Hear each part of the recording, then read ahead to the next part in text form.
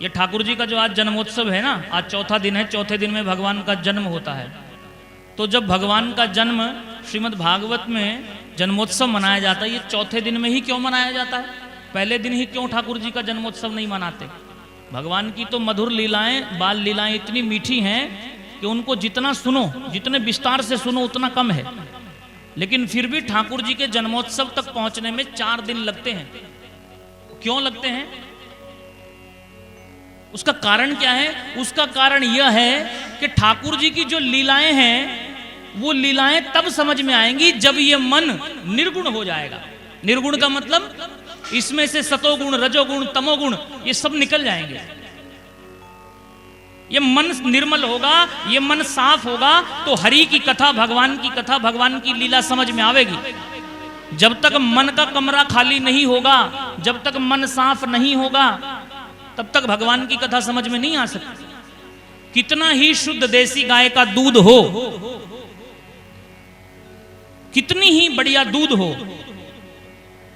यदि आपके बर्तन में थोड़ी सी भी खटाई है तो दूध बर्बाद हो जाएगा। अब आप विचार करो कि आपका जो बर्तन है वो कितना साफ है। चौथे दिन ठाकुर जी का जन्मोत्सव इसीलिए मनाया जाता है क्योंकि 3 दिन में ये जो बर्तन है ना मन का, इस कमरे की सफाई हो जाए, इस बर्तन को अच्छे से मांज लिया जाए, साफ कर लिया जाए। भगवान के भक्तों के चरित्र सुन सुन करके ये मन बदले, ये मन हरि का हो, ये मन साफ हो। इस मन में से काम, क्रोध, लोभ, मोह, अहंकार, ईर्ष्या, मात्सर, द्वेष ये सब निकल जावे।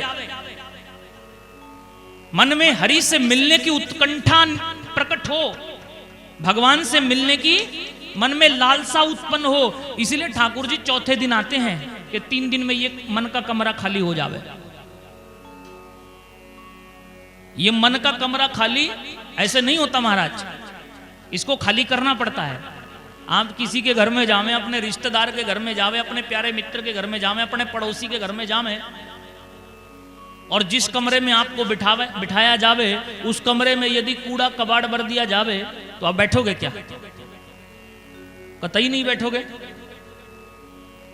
तुरंत उल्टे पैर भाग जाओगे। ये स्वागत किया इसने हमारा, जहां हम बैठे थे वहीं कूड़ा डाल दिया। तो अब विचार करके देखो कि इस मन में ठाकुर जी आने वाले हैं, तो क्या मन का कमरा साफ है? क्या मन के कमरे में कचरा है? यदि कचरा है तो उसकी सफाई करो, सफाई करो ताकि भगवान बैठे, उसमें प्रेम की सुगंधी हो, वो कमरा साफ सुथरा हो, वो कमरा खाली हो। कोई रिश्तेदार मेहमान भी घर में आता है ना, तो हम अपने घर को सजाते हैं, तैयारी करते हैं, व्यवस्था करते हैं, सुंदर सुंदर भोग बनाते हैं, एकदम चकाचक घर को बनाते हैं। तो किसी रिश्तेदार के, किसी संबंधी के आने पर इतनी तैयारी करते हैं, तो ठाकुर जी प्रकट होने वाले हैं तो 3 दिन में मन के कमरे में कुछ सफाई, कुछ झाड़ू तो लगाना चाहिए था। हा? ऐसे तो कहा गया कि यस्य स्मरण मात्रेण जन्म संसार बंधनात् विमुच्यते नमस्तस्मै विष्णवे प्रभविष्णवे। जिसका स्मरण मात्र कर लेने से जन्मों जन्मों के संसार के बंधनों से मुक्ति हो जाती है, वो श्री हरि नारायण है। नारायण नामनो स्वयं पाप निवारिणः। भगवान का नाम ही सब पापों को धोने वाला है, सब पापों को दूर करने वाला है। तो महाराज मन का कमरा साफ करो, ठाकुर जी आने वाले हैं आज, शांत हो जाओ। ये जो होड़ होती है ना कि मैं सबसे आगे खड़ी हो जाऊं, मैं सबसे ज्यादा बड़ी भक्तनी हूं, मैं आरती ज्यादा उतारूं, मैं फूल चढ़ाऊं, मैं फल चढ़ाऊं, ये महाराज करो, ऐसा नहीं है कि नहीं करना चाहिए। लेकिन दूसरों को भी देखो कि वो भी करने के लिए ही आए हैं। सब करें, बराबर से करें, अपनी अपनी बारी से करें तो ठीक होता है। दिखाने से कोई भक्त नहीं बन जाता। और ठाकुर जी सब देखते हैं, उनको सबके मन की दशा पता है। भगवान के सामने बैठ करके कुछ कहने की जरूरत नहीं होती, भगवान के सामने खड़े होकर के कुछ बोलने की जरूरत नहीं होती, कुछ मांगने की जरूरत नहीं होती। वो सब समझता है हमारे मन के भाव, वो सबके भीतर बैठा है, वो कहीं खोया नहीं है, अंदर ही है। उसको ढूंढने के लिए कहीं बाहर जाने की जरूरत नहीं है, वो हर कण में है, हर जगह है। इसलिए इस मन के कमरे को साफ करो। मैं निवेदन करूंगा कि कथा से कुछ सीखो ना सीखो,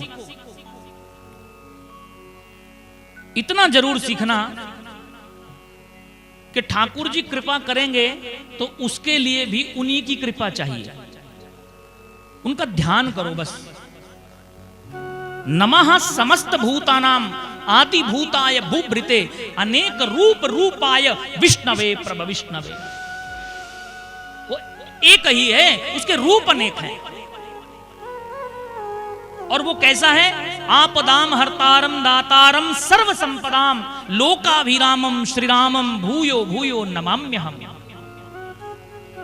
सभी समस्याओं को हरने वाला है, सभी संपत्तियों के देने वाला है, लेकिन उसके लिए मन में भाव तो प्रकट हो। माता रामो मत पिता रामचंद्रा स्वामी रामो मत सखा रामचंद्रा सर्वस्व में रामचंद्रो दयालु न अन्यम जाने नहीं जाने न जाने। जब तक ये मन में भाव प्रकट नहीं होगा कि भगवान के सिवा हमारा कोई नहीं, वही हमारा सच्चा हितैषी है, वही हमारा अपना है, जब तक ये मन में भाव प्रकट नहीं होगा तब तक ये मन संसार में ही रहेगा। आप कथा पंडाल में आकर के भी यदि भटकते हो, यदि अच्छी व्यवस्था देखते हो, बैठने की अच्छी जगह ढूंढते हो,